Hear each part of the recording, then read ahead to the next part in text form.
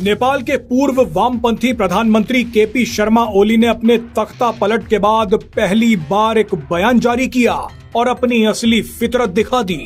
कई media reports में दावा किया जा रहा है कि केपी शर्मा ओली ने एक पत्र लिखकर भारत को कोसा है। आपको बता दें कि ये दावा है।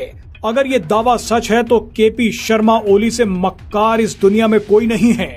सोशल मीडिया और कई अखबारों में छपी रिपोर्ट्स के मुताबिक तख्ता पलट के बाद केपी शर्मा ओली ने पत्र लिखकर पहली बार बताया है कि उन्हें भारत और भगवान राम के खिलाफ बोलने की सजा मिली है। वैसे ओली के पत्र की खबर सच हो या झूठ, लेकिन उन्हें सजा तो जरूर मिलनी चाहिए थी, क्योंकि उन्होंने भ्रष्टाचार किया, भारत की संप्रभुता पर हमला किया और यहाँ तक कि भगवान श्री राम का अपमान भी किया। रिपोर्ट्स की माने तो ओली ने सत्ता छोड़ने के बाद भी भारत विरोधी बयानबाजी नहीं छोड़ी है और अब तो अपनी बर्बादी के लिए भारत को जिम्मेदार बता दिया है।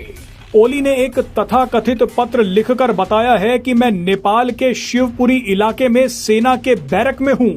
मुझे सेना ने अपने सेफ हाउस में रखा हुआ है। दरअसल ओली ने पत्र लिखकर कहा है कि मैंने सत्ता इसलिए खो दी क्योंकि मैंने कहा था कि भगवान राम का जन्म अयोध्या में नहीं बल्कि नेपाल में हुआ है। इससे भारत भड़क गया। ओली ने आगे कहा कि मैं भारत के 3 इलाकों को छीनना चाहता था, जिनका नाम लिपुलेख, लिम्पियाधुरा और काला पानी है।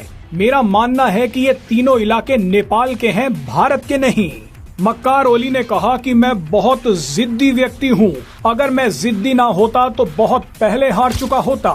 मक्कार और वामपंथी ओली ने एक बार फिर भगवान राम के ऊपर विवाद करने की कोशिश की है।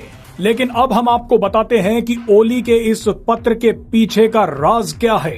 दरअसल केपी शर्मा ओली बिना रीढ़ के इंसान हैं, जिन्होंने ये पत्र लिखा नहीं बल्कि उनसे लिखवाया गया है। नेपाल के बवाल में जबरदस्ती भारत को बदनाम करने की कोशिश की जा रही है।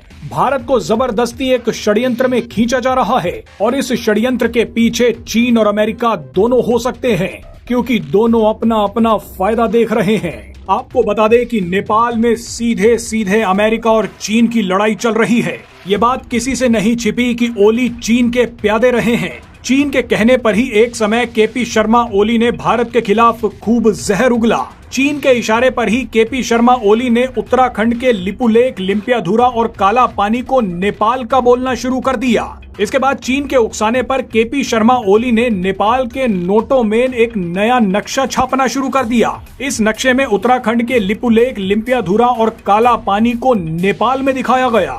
आपको बता दें कि ये बात तब की है जब भारत और चीन के बीच विवाद चरम पर था, लेकिन हाल ही में अमेरिका से बढ़ते तनाव के बीच चीन ने भारत से नजदीकी बनाने की कोशिश की है।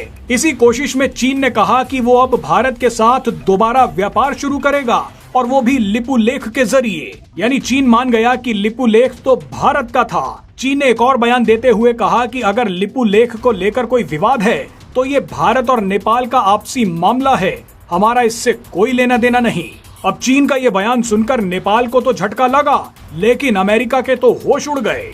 ऐसी स्थिति में अमेरिका को लगा कि भारत और चीन में दरार डालने के लिए शुरुआत अब नेपाल से ही करनी होगी। अमेरिकी डीप स्टेट ने नेपाल में तख्ता पलट करवाया। केपी शर्मा ओली को सेना अपने सेफ हाउस में ले गए और वहीं पर ओली से पत्र लिखवाया गया, जिसमें ओली से ऐसे शब्द लिखवाए गए मानो वो चीन का एजेंडा भारत के खिलाफ चला रहे हो। मजे की बात देखिए कि ओली इस वक्त सेना की कैद में है। अगर वो कोई पत्र लिखते भी हैं तो वो पत्र जारी कैसे हो गया? यानी हो सकता है कि नेपाल की सेना से ये पत्र जारी करवाया गया हो।